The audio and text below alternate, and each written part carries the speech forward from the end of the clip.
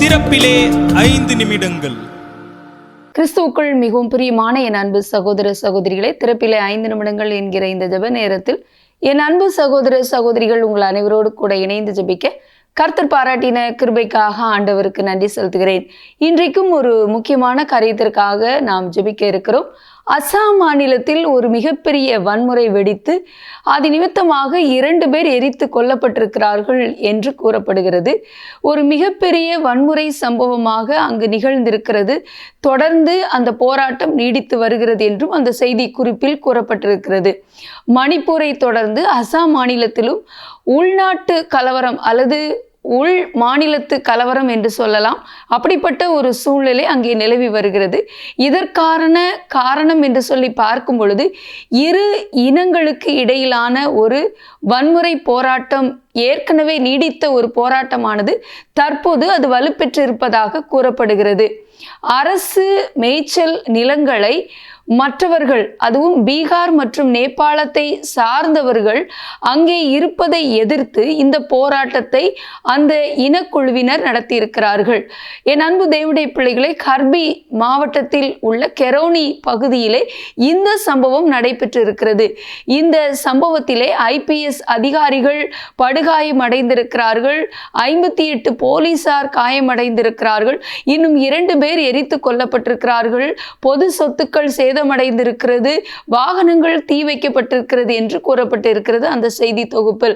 ஆகவே தொடர்ந்து நீடித்து வருகிற இந்த போராட்டம், கலவரம் நிறுத்தப்பட அசாமில் ஒரு சமாதான சூழலை கர்த்தர் ஏற்படுத்தி கொடுக்க நாம் பாரத்தோடு ஜெபிக்க வேண்டும். இதை குறித்த செய்தி நான் உங்களுக்கு வாசிக்க விரும்புகிறேன். அசாம் மாநிலத்தில் கர்பி ஆங்லாம் பகுதியில் தொடர்ந்து கலவரம் நடைபெற்று கொண்டிருக்கிறது. இதில் IPS அதிகாரிகள் உட்பட 58 போலீசார் காயமடைந்துள்ளனர். இன்டர்நெட் சேவையும் தடை செய்யப்பட்டுள்ளது. அசாம் மாநிலத்தில் கர்பி பழங்குடியினரின் அமைப்புகளின் தன்னாட்சி கவுன்சில் எல்லைக்கு உட்பட்ட அரசு மேய்ச்சல் நிலங்களில் பீகார் மற்றும் நேபாளத்தை சேர்ந்த பலர் குடியேறி உள்ளனர். அவர்களை அங்கிருந்து வெளியேற்ற வேண்டும் என்று கர்பி பழங்குடி இனத்தவர்கள் நீண்ட காலமாக வலியுறுத்தி வருகின்றனர்.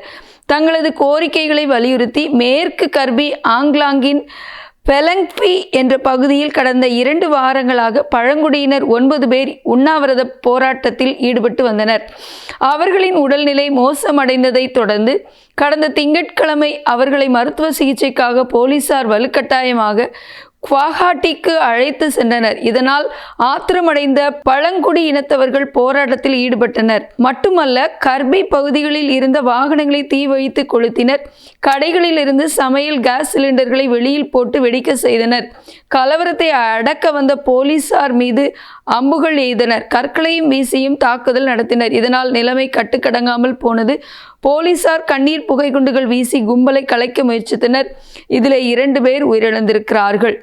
ஒருவர் கர்பி இனத்தை சேர்ந்தவர் என்று அடையாளம் காணப்பட்டுள்ளது. என் அன்பு தேவனுடைய பிள்ளைகளை, இதற்காக தொடர்ந்து ஜெபிப்போம். மணிப்பூரில் வெடித்தது போல ஒரு கலவரமான சூழ்நிலை ஏற்பட்டிருக்கிறது. தொடர்ந்து உயிரிழப்புகளோ வன்முறையோ நேரிடாதபடி கர்த்தர் அமைதலான சூழ்நிலை கட்டளையிட அங்குள்ள அரசாங்கம் சரியான ஒரு தீர்வை இதற்கு கண்டுகொள்ள கர்த்தர் ஞானத்தை கிருபை கொடுக்க பாரத்தோடு ஜெபிப்போம். எங்கள் அன்பின் பரலோக பிதாவே, ஆசீர்வதிக்கப்பட்ட நாளின் காலை வேளைக்காக நன்றியோடு துதிக்கிறோம், ஸ்தோத்திரிக்கிறோம். இந்த நாளிலும் தகப்பனே, அசாம் மாநிலத்திற்காக பாரத்தோடு ஜெபிக்கிறோம்.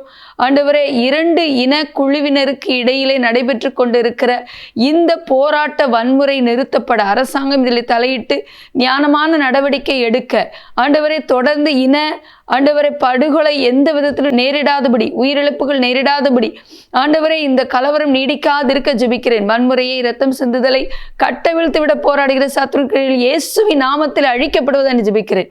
இயேசுவின் நாமத்தில் பிதாவே, ஆமேன். தொடர்ந்து ஜெபியுங்கள். கர்த்தர் தாமே உங்களை ஆசீர்வதிப்பாராக. ஆமேன்.